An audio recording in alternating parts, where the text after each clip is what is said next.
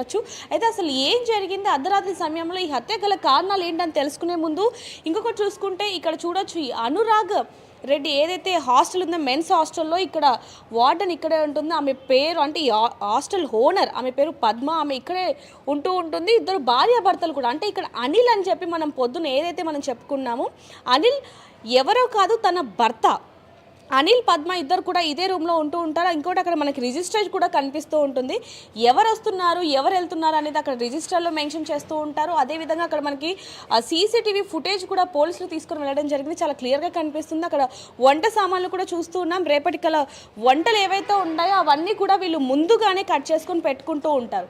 అయితే ఇక్కడ ముఖ్యంగా అసలు ఈ హత్య ఎలా జరిగింది ఏంటనే కోణంలో కనుక మనం చూసుకుంటే ఇక్కడ మహేందర్ రెడ్డి అనే వ్యక్తి అంటే ముందుగా ఈ హాస్టల్ ఏదైతే ఉందో ఇది రన్ చేయగా, ఈ పద్మ అనే వాళ్ళు రన్ చేయగా దాదాపుగా సంవత్సరం కావస్తుంది.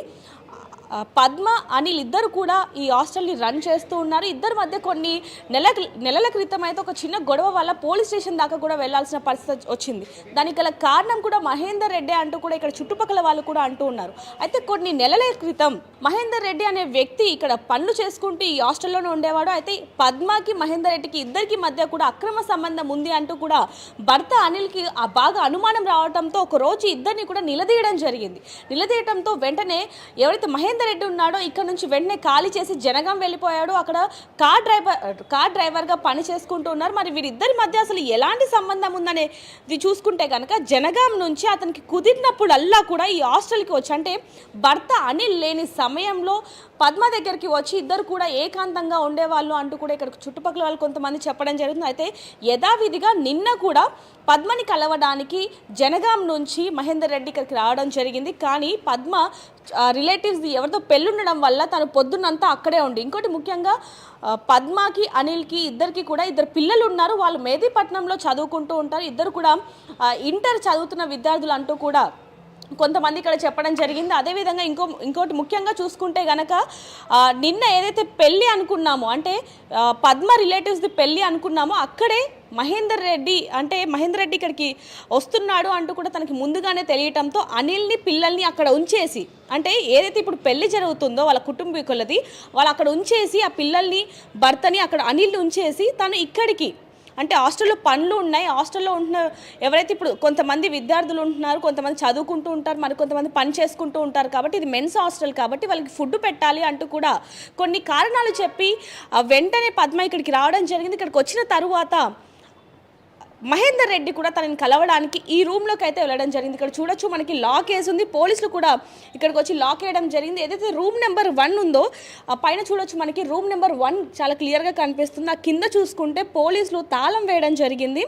కింద గడప మీద నుంచి చూసుకుంటే మొత్తం కూడా రక్తపు చుక్కలు ఏ విధంగా కనిపిస్తున్నాయి అనేది కూడా మనకి చాలా క్లియర్గా కనిపిస్తున్న పరిస్థితి. మరి రాత్రి ఏం జరిగిందంటే అనిల్కు ఉన్న అనుమానం నిజమని తెలిసి ఇద్దరి మధ్య అంటే మహేందర్ రెడ్డికి అనిల్కి మధ్య తోపులాట జరిగిందా అంటే నా భార్యతో ఈ విధంగా ఉంటున్నావు అంటూ కూడా అనుమానం ఏదైతే ఉండేదో అనుమానం కాస్త నిజమైంది అనే ఒకే ఒక కారణంతో ఈ విధంగా ఇద్దరి మధ్య కూడా గొడవ జరిగి తోపులాటలో కోపానికి గురై అనిల్ ఒక్కసారిగా మహేందర్ మీద దాడికి దిగడం జరిగింది. అక్కడ మనకి క్లియర్గా కనిపిస్తూ ఉన్నాయి.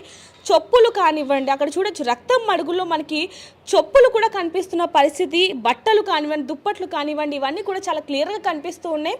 పద్మ, అనిల్ అలాగే మహేందర్ రెడ్డి ముగ్గురు కూడా ఈ రూమ్లో ఉండడం జరిగింది. ముందుగా పద్మ అలాగే మహేందర్ రెడ్డి ఈ రూమ్లో ఉన్న క్రమంలో ఒక్కసారిగా అనిల్ పద్మని పలకరించడానికి లేకపోతే ఇక్కడి నుంచి తీసుకొని వెళ్ళటానికి ఏదైతే బంధువుల పెళ్ళి అనుకున్నామో ఇక్కడి నుంచి తీసుకువెళ్ళటానికి ఇక్కడికి రావడంతో ఒక్కసారిగా ఒకే రూమ్లో పద్మ అలాగే మహేందర్ రెడ్డి ఉండటంతో ఒక్కసారిగా ఆ దృశ్యాన్ని చూసి కోపాన్ని అణుచుకోలేక అనిల్ ఒక్కసారిగా దాడి చేయడం జరిగింది. అది కూడా ఏదైతే వంట చేసే గరిటెలు ఉంటాయో పెద్ద పెద్దవి, ఎందుకంటే ఇది హాస్టల్ కాబట్టి వంట చేయడానికి పెద్ద పెద్ద అన్నం గరిటెలను వాడుతూ ఉంటారు. ఆ గరిటెలతో ఒక్కసారిగా మహేందర్ రెడ్డి మీద దాడి చేయడం జరిగింది. ఒకవైపు నుంచి చూసుకుంటే తల ఏదైతే ఉందో తల మీద అదే పనిగా కొట్టడంతో ఒక్కసారిగా కింద పడిపోవడం జరిగింది. అంతేకాకుండా కూరగాయల కత్తితో ఒక్కసారిగా బయట ఉన్న కూరగాయల కత్తిని తీసుకొని అదే పనిగా కోపం తగ్గేలాగా అదే పనిగా ఒక్కసారిగా దాడి చేయడం జరిగింది.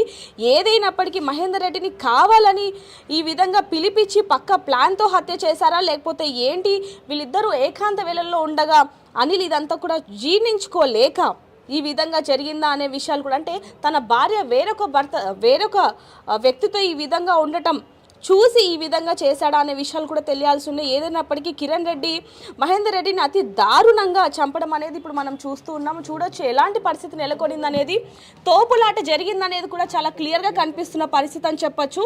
అక్కడ చూసుకుంటే కింద బట్టలు కానివ్వండి, టవల్ అదంతా కూడా రక్తపు మడుగుల్లో ఉన్న పరిస్థితి అని చూస్తున్నాం. ఇంకోవైపు చూసుకుంటే ఏదైతే ఇక్కడ బాత్రూమ్ ఉందో, అంటే ఇక్కడ చూడొచ్చు బాత్రూమ్కి ఒకసారిగా కొట్టివేయడం అనేది, కింద మ్యాట్ కానివ్వండి, కింద బట్టలు కానివ్వండి, అన్నీ ఏ విధంగా అతలాకుతలం అయ్యాయి అనేది కూడా చూస్తున్నాం. బెడ్లు కూడా ఒకవైపు నుంచి చూసుకుంటే ఒక మంచం మొత్తం ఒకవైపు, మరో మంచం ఒకవైపు, ఇద్దరి మధ్య ఏ విధంగా తోపులాట జరిగిందనేది కూడా చాలా క్లియర్గా కనిపిస్తున్న పరిస్థితి అని చెప్పొచ్చు. ఇంకోటి ఇదంతా కూడా అర్ధరాత్రి సమయంలో, అంటే 12 గంటల సమయం నుంచి 3 గంటల సమయంలో ఇదంతా జరిగినట్టుగా అయితే చాలా క్లియర్గా తెలుస్తుందని చెప్పొచ్చు. ఎందుకంటే రాత్రి వరకు కూడా ఎవరు ఇక్కడ లేరు, పొద్దున తెల్లవారే సమయానికి ఇదంతా చోటు చేసుకుందంటూ కూడా చుట్టుపక్కల వాళ్ళు కూడా చెప్పడం జరిగింది. మరోవైపు నుంచి చూసుకుంటే పోలీసులకి ఇక్కడ రక్తం అదంతా ఉంది అంటూ కూడా చుట్టుపక్కల వాళ్ళు ఫోన్ చేసి చెప్పడంతో వెంటనే పోలీసులు ఇక్కడికి వచ్చి అసలు ఏం జరిగింది ఏంటనేది కూడా ఇన్వెస్టిగేషన్ చేస్తున్నారని చెప్పాలి. ప్రస్తుతానికైతే పద్మ